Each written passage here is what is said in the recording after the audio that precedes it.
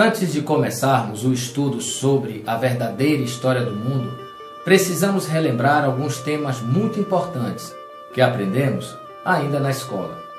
Começaremos pelo registro fóssil. Os fósseis são os registros ou evidências de atividades, restos biológicos, marcas ou até mesmo pegadas de seres vivos que viveram em um passado distante e foram preservados em diversos materiais, principalmente em rochas, gelo ou resinas de plantas. Quando um ser vivo morre, lentamente durante anos e anos, os sedimentos interagem com a matéria orgânica. Então, quando desenterramos um fóssil, os ossos desses animais não existem mais. Foram substituídos pelos minerais que os envolviam.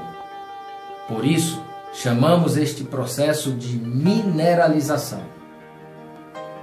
Quando o ser vivo é envolvido por resinas de plantas, que depois de petrificadas chamamos âmbar, ou então quando são conservados em seus sarcófagos de gelo, que impedem sua decomposição, denominamos de mumificação natural.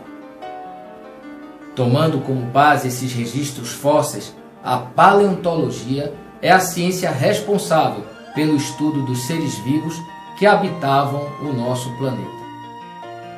A paleontologia é uma ciência natural. A geologia estuda a estrutura, composição e a forma do nosso planeta. A geologia, assim como a paleontologia, também é uma ciência natural. Já a arqueologia é muito diferente. Estuda as culturas e os modos de vida do passado a partir de vestígios deixados pelo homem, como construções, ferramentas, utensílios domésticos, esculturas, pinturas, manuscritos e até mesmo ruínas de cidades inteiras, restos de antigas civilizações esquecidas pelo tempo. A arqueologia é uma ciência social. Atualmente, essas ciências que estudam o passado lançam muita luz para uma melhor compreensão do relato bíblico, levando a cada dia mais credibilidade às informações contidas nas Sagradas Escrituras.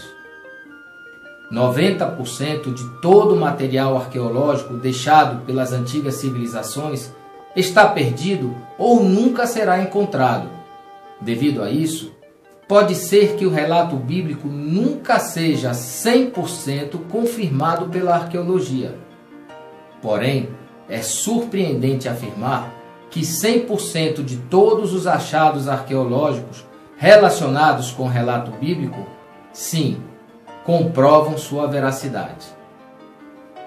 Então temos a seguinte conclusão: se a história que a Bíblia apresenta se comprova real, então a doutrina teológica que se assenta sobre esta verdade também se torna real.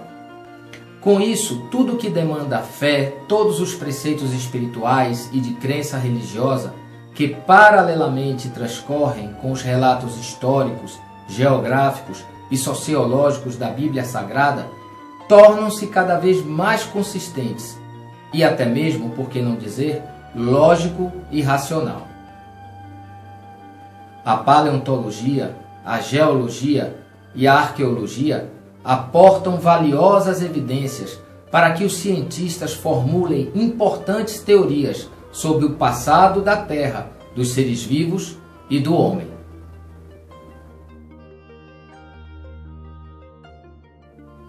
Mas para que essas surpreendentes teorias possam resultar em uma certeza científica ou lei, os acadêmicos utilizam um sistema ordenado de vários procedimentos para investigar a fundo esses fenômenos naturais ou sociais.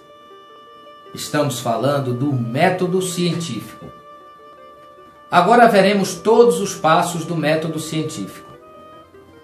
A primeira etapa é o reconhecimento de um fenômeno, ou simplesmente a observação detalhada do acontecimento natural ou social. Por exemplo, um arco-íris, que neste caso é um fenômeno natural.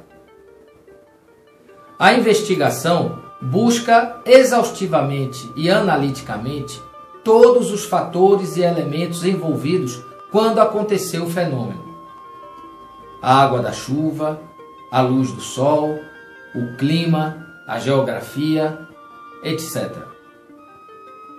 Fundamentados nestes dados, formulamos interpretações sobre o ocorrido, argumentos lógicos que tentam explicar o fenômeno.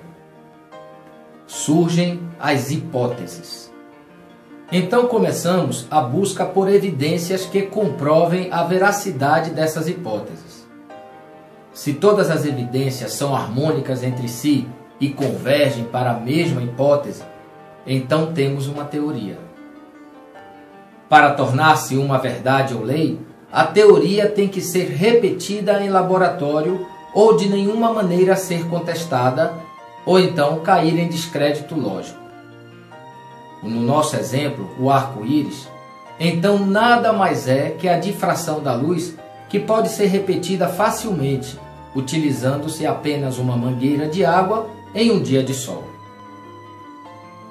Existem muitas teorias de fenômenos e conceitos científicos que não podem ser testadas em laboratórios. Porém, os cálculos matemáticos e a lógica que sustentam são suficientes para serem aceitas. Outras, nem tanto. Como a teoria da relatividade, a teoria de cordas, a teoria de linhas paralelas de Arquimedes, etc. Algumas podem ser repetidas em laboratórios, outras não. A mais conhecida delas é a evolução das espécies, de autoria do britânico Charles Darwin. Infelizmente, o meio científico a considera e a expõe publicamente como se fosse uma verdade científica, comprovada e inequívoca. Porém, não é bem esta a verdade.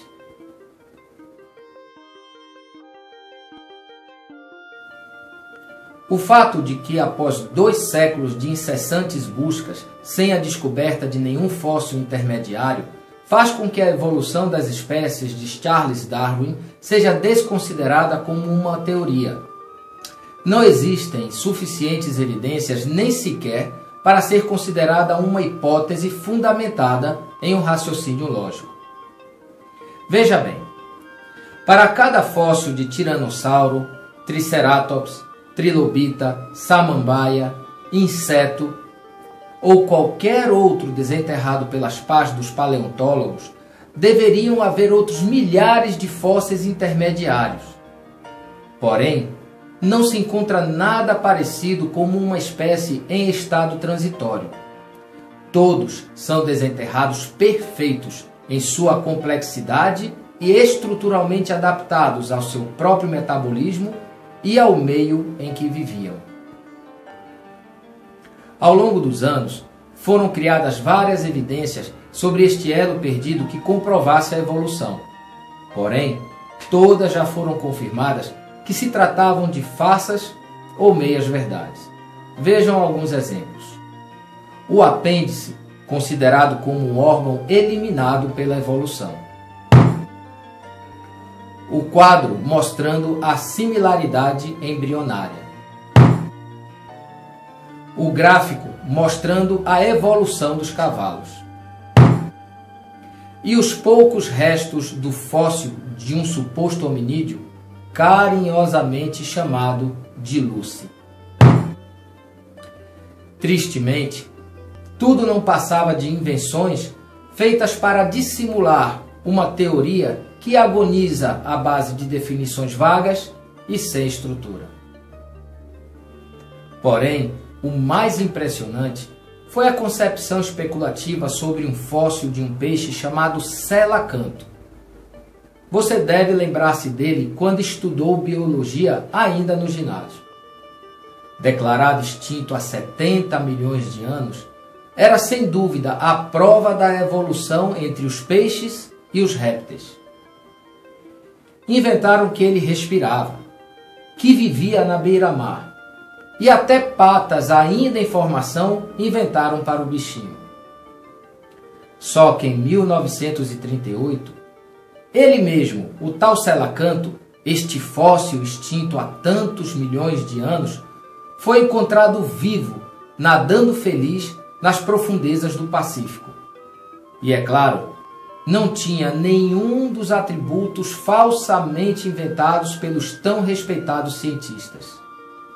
Pois nada, é um peixe normal, como tantos outros, tal como Deus o havia criado.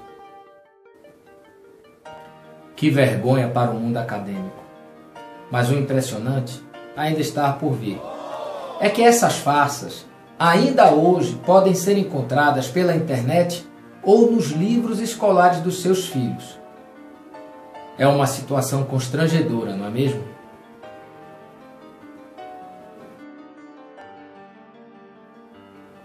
Estudamos no capítulo anterior na hipótese de que o tempo não interage com o divino, ou que o tempo não o traz nenhuma limitação. Já no nosso caso, necessitamos de uma base cronológica para que a história do universo em que vivemos seja contada enquanto o tempo segue seu caminho. Desde quando o primeiro segundo passou a existir até os dias de hoje. Em 1958, um arcebispo irlandês chamado James Ussher, e mais tarde confirmado por John Lightfoot, publicou uma cronologia que começava no primeiro dia da criação e posicionava através do tempo os sucessivos acontecimentos descritos pela Bíblia até os nossos dias. Não se esqueçam deste nome, James Ussher. Ele desafiou impetuosamente a todos de sua época. Baseado nos calendários bíblicos judaicos, afirmou excentricamente de dias e até mesmo horas exatas de quando tudo aconteceu. Ele estabeleceu que a criação do mundo ocorreu em um entardecer de um sábado, dia 23 de outubro do ano 4004 a.C.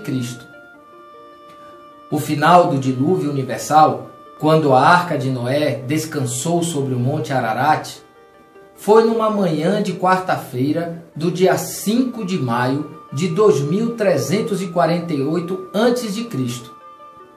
Impressionante, não é mesmo? Uau! Mas claro, apesar destes números surpreendentes, a cronologia bíblica não é exata. Porém, utilizaremos a cronologia de Ussher Lightfoot como uma base para encadenar os fatos históricos com a narrativa bíblica. Temos 3 bons motivos para fazer isso. Primeiro, a maioria dos eruditos bíblicos seguem este mesmo padrão. Segundo, a concordância histórica com as datas de Ussher são muito parecidas. E terceiro, o espírito de profecia, segundo o comentário bíblico adventista, também concorda em grande parte com os estudos de Ussher. Agora sim, estamos preparados. Então, apertem seu cinto de segurança. Nossa viagem pelo tempo vai começar.